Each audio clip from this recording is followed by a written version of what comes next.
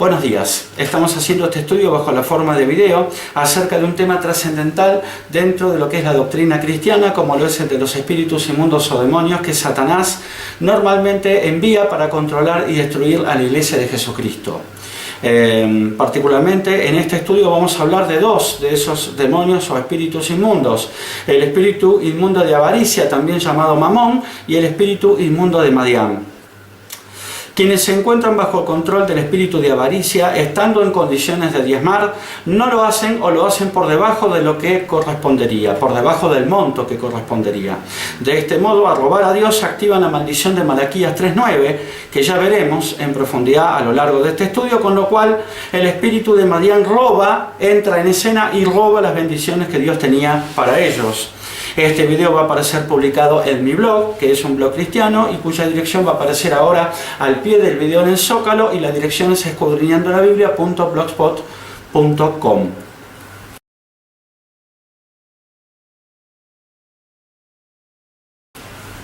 En Efesios 6:12, el apóstol Pablo de Tarso nos escribe: porque no tenemos lucha contra sangre y carne, sino contra principados, contra potestades, contra los gobernadores de las tinieblas de este siglo, contra huestes espirituales de maldad en las regiones celestes.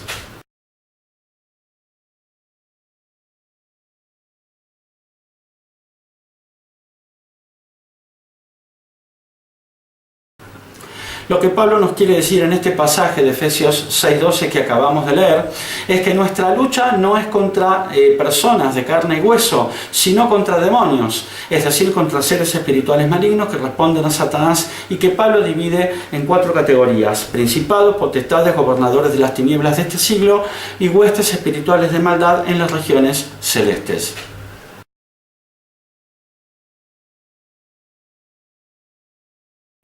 No vamos a describir aquí cada categoría de demonio porque no es el objeto del presente estudio. Tengamos en cuenta, eso sí, que los más poderosos son los principados, y que son los que Pablo menciona en primer lugar. Pablo habla acerca de una lucha, y de que esa lucha no es contra carne y sangre, es decir, contra cosas físicas, sino contra seres espirituales malignos que responden a Satanás, y esto es lo que se conoce con el nombre de guerra espiritual. Y en esta guerra Satanás usa su ejército de demonios para enviarlos básicamente contra 3 cosas: contra personas, tanto a nivel individual como a nivel familia. Y aquí los demonios oprimen y atormentan personas. Contra la iglesia como cuerpo, aquí los demonios son enviados por Satanás para destruir a la iglesia en general y a alguna iglesia local en particular, y contra algún territorio o zona geográfica determinada. Aquí los demonios son enviados no contra personas ni contra la iglesia, sino que son enviados para controlar una determinada zona geográfica o territorio.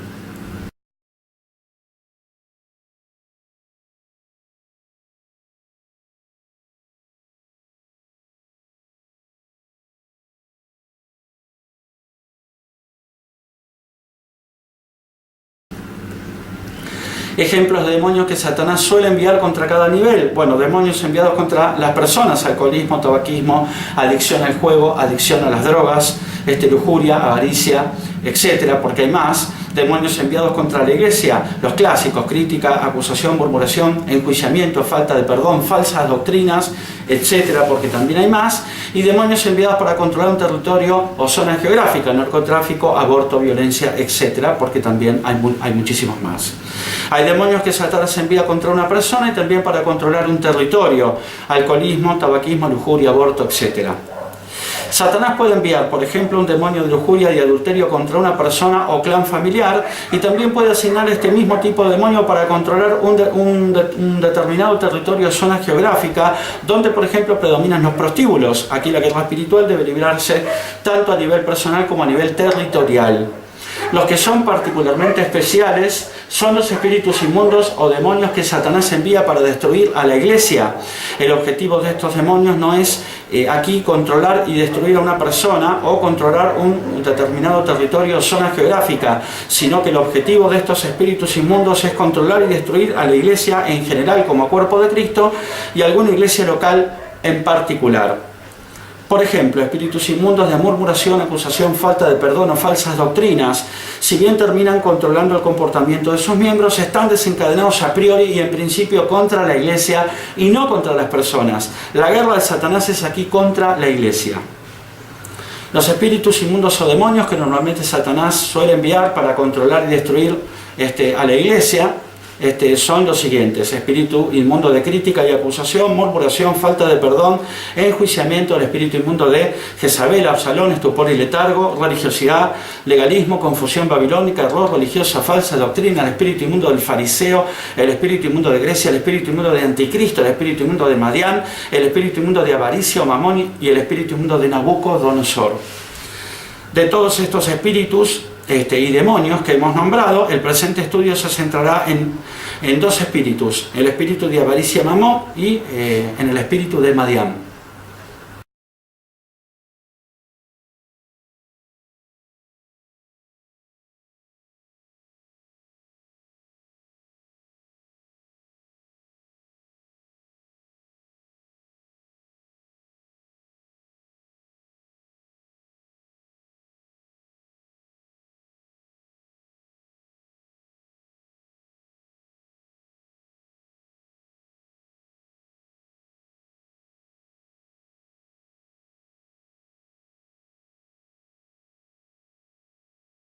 En Malaquías 3:8 al 9 podemos leer: ¿robará el hombre a Dios? Habla Dios aquí, Pues vosotros me habéis robado, le hablan los israelitas. Dijisteis: ¿en qué te hemos robado? En vuestros diezmos y ofrendas. Malditos sois con maldición, porque vosotros, la nación toda, me habéis robado.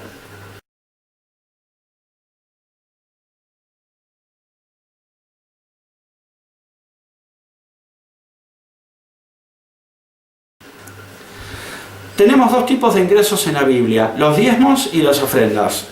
Los diezmos se calculan como el 10% de los ingresos obtenidos. Si trabajas en relación de dependencia, por ejemplo en una empresa, y cobras un sueldo fijo, el diezmo es el 10% del sueldo neto que cobras. ¿Neto de qué? Neto de las retenciones que suelen practicar las empresas, los empleadores. Y si tenés un emprendimiento propio, un negocio, una empresa, el diezmo se calcula como el 10%, no de las ventas, sino de la utilidad o ganancia final. Es decir, tenés que hacer venta menos costos de ventas, igual a margen bruto o utilidad bruta, menos costos variables, gastos fijos, llegás a una ganancia final y sobre esa ganancia final o utilidad final calcular el 10%. Los diezmos son obligatorios e implican devolverle a Dios una mínima parte de las riquezas con que nos ha bendecido. Los diezmos representan el sustento de los pastores. En cuanto a las ofrendas, a diferencia de los diezmos, no hay nada estipulado en la Biblia. Son voluntarias y su destino, a diferencia de los diezmos, que constituyen el sustento de los pastores, el objeto de las ofrendas es el cubrir distintas necesidades de la obra. Pueden ser reparaciones, mantenimientos, eventos o ayuda a algún hermano con necesidades. Acá manda el corazón en el tema de las ofrendas, y la Biblia dice que Dios ama a los que ofrendan con alegría. En 2 Corintios 9:7 podemos leer: cada uno dé como propuso en su corazón, no con tristeza ni por necesidad, porque Dios ama al dador alegre.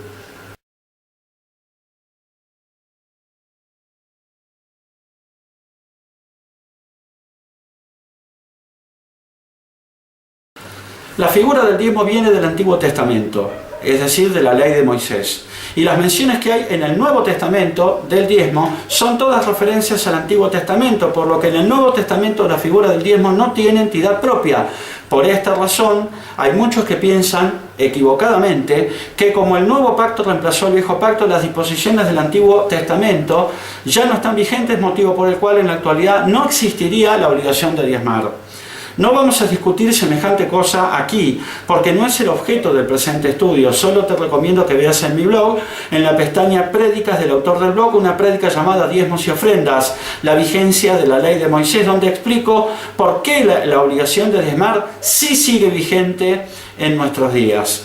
El espíritu inmundo de avaricia, también llamado Mamón, es un demonio que impide, frena y obstaculiza que los diezmos, las ofrendas y las primicias fluyan hacia el altar y hacia el alfolí de la iglesia. Cuando este espíritu inmundo toma el control de la iglesia, los ingresos de la misma disminuyen sensiblemente.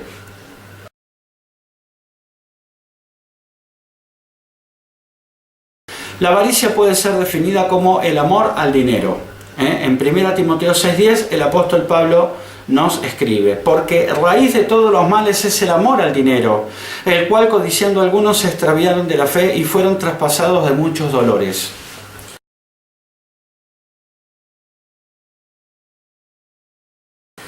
Pablo no dice que el dinero sea la raíz de todos los males. Él dice que el amor al dinero es la raíz de todos los males. Y la avaricia es eso. La Biblia la define. Es el amor al dinero.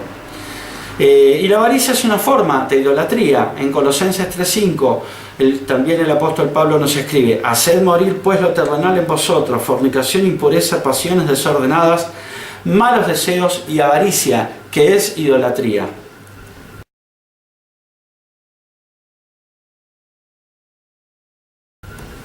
Y ningún avaro, es decir, ningún idólatra, entrará en el reino de los cielos.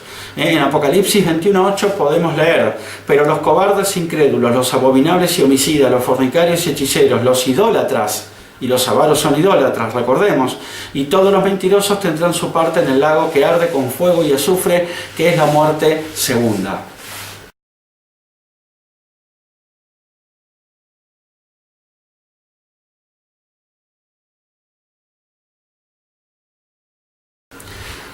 Este espíritu de avaricia debe ser discernido lo antes posible, de lo contrario la angustia comenzará a ganar el ánimo de los pastores, al ver disminuidos los diezmos que son su sustento y las ofrendas que pueden llegar a paralizar alguna obra en marcha dentro de la iglesia.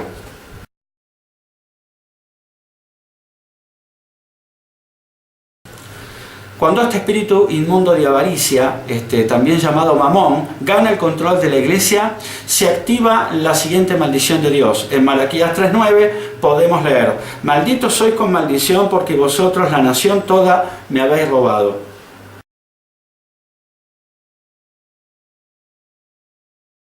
Esta maldición de Malaquías 3:9 le abre la puerta a otro espíritu inmundo que se mueve en matrimonio con el espíritu inmundo de avaricia, y es el espíritu inmundo de Madián, que es otro espíritu. Madián, los madianitas o el pueblo de Madián, aparece mencionado en la Biblia en Jueces 6:1 al 6. Luego de la muerte de Josué, Israel abandonó los caminos del Señor, es decir, entró en un periodo de apostasía. Cuando Israel conquistó la tierra prometida de Canaán, Dios le había ordenado que aniquilara a todos los pueblos paganos que la habitaban. Esta orden fue cumplida parcialmente por Israel, ya que prefirió no aniquilar a algunos pueblos para convertirlos en tributarios y así obtener riquezas, desobedeciendo a Dios, quien luego utilizó a estos mismos pueblos para oprimir a Israel por su permanente apostasía y desobediencia. No obstante, cada vez que Israel se arrepintió, Dios, movido a misericordia, levantaba de alguna tribu un juez que los libertaba. Entre todos los jueces que levantó Dios para liberar a Israel del enemigo de turno, en este caso de Madián, encontramos a Gedeón. Dice la Biblia en Jueces 6:6 que Israel empobrecía a causa de Madián, que era un pueblo enemigo. Israel sembraba y cuando estaba a punto de cosechar aparecían los madianitas para destruir y robar las cosechas. Y esto ocurría con la voluntad permisiva de Dios a causa de la desobediencia de Israel. El espíritu inmundo de Madián sigue activo en nuestros días, y cuando en una iglesia no se diezma, es decir, cuando se desobedece robando a Dios, este espíritu permitido por Dios trae pobreza, escasez y miseria sobre el pueblo de Dios, impidiendo que se reciban las bendiciones que Dios en realidad desea derramar sobre su pueblo, sobre sus hijos. Primeramente debe desarraigarse de la iglesia el espíritu inmundo de avaricia, llamado mamón. Una vez hecho esto, se desactivará la maldición de Dios, contenida en Malaquías 3:9, con lo cual el espíritu inmundo de Madián podrá ser desalojado sin problemas de la iglesia. Un pueblo que no diezma, es decir, un pueblo que roba a Dios y que no ofrenda, jamás podrá prosperar ni recibir ninguna bendición ni ninguna otra cosa de parte de Dios. Las siguientes son señales de que estos espíritus, avaricia y Madián, se encuentran activos dentro de una iglesia local. El espíritu inmundo de avaricia, también llamado mamón, provoca por amor al dinero, es decir, por avaricia, que no se diezme o se diezme menos de lo que correspondería, y provoca que no se ofrende. Provoca este espíritu de avaricia también, por ende, una disminución en los ingresos de la congregación. Y finalmente activa la maldición, como hemos dicho, contenida en Malaquías 3:9, atrayendo sobre la iglesia el espíritu inmundo de Madián.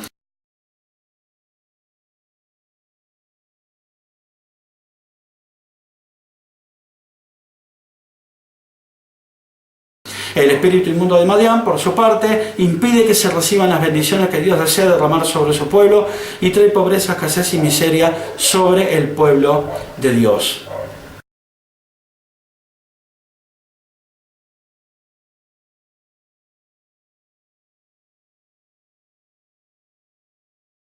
De este modo, la iglesia entra en un círculo vicioso del que resulta después muy difícil salir. Por no diezmar, es decir, por robar a Dios, por amor al dinero, es decir, a causa de la avaricia, viene el espíritu de Madián por haberse activado la maldición de Malaquías 3:9. Y a causa de este espíritu de Madián, vienen tras él pobreza, escasez y miseria, y luego, a causa de estas, diezmar se torna imposible. Con lo cual estamos en presencia de un verdadero círculo perverso que se retroalimenta a sí mismo.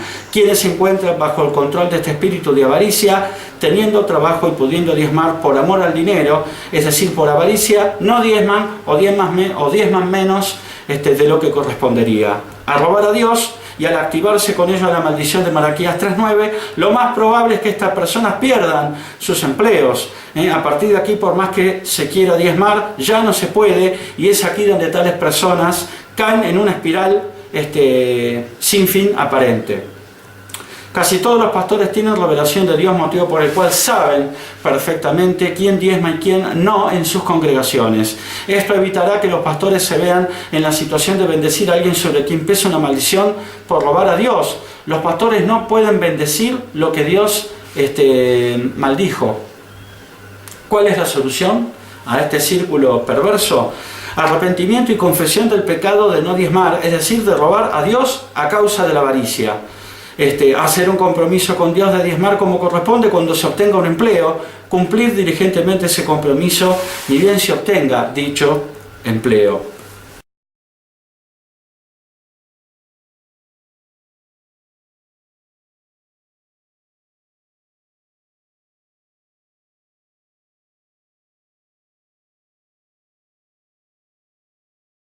El siguiente puede ser un modelo de oración en contra de estos espíritus inmundos de avaricia, también llamado Mamón y Madián. Y dice así: Señor Jesucristo, te pedimos perdón por hacer faltar alimento en tu casa y robarte, al no diezmar por amor al dinero lo que tendríamos que haber diezmado. Señor Jesucristo, con la autoridad que hay en tu nombre y con el poder que hay en tu sangre, atamos, reprendemos, echamos fuera, desalojamos a los lugares secos y vacíos al espíritu inmundo de avaricia llamado Mamón y a todos los demonios que vienen con él: mezquindad, idolatría, amor al dinero, y Madián, que roba las bendiciones que tú deseas derramar sobre nuestra iglesia, sobre tu pueblo. Atamos a estos demonios y desatamos al Espíritu Santo y un espíritu de generosidad sobre nuestra iglesia. Rompemos, quebrantamos, despedazamos, conquistamos, saqueamos, dejamos inhabitada y convertimos en anatema las fortalezas de avaricia, idolatría y Madián, y distribuimos sus bienes.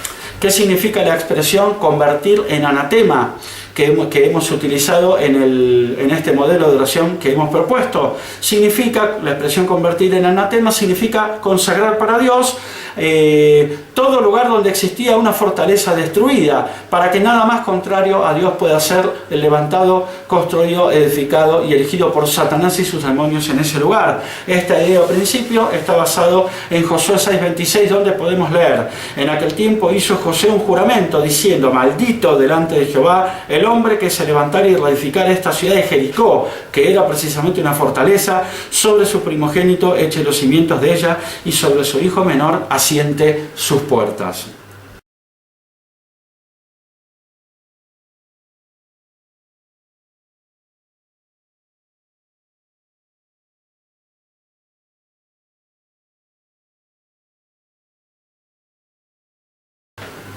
Bueno, llegamos al final de este estudio, espero que les haya gustado y que sea de bendición para todos aquellos que lo terminen viendo.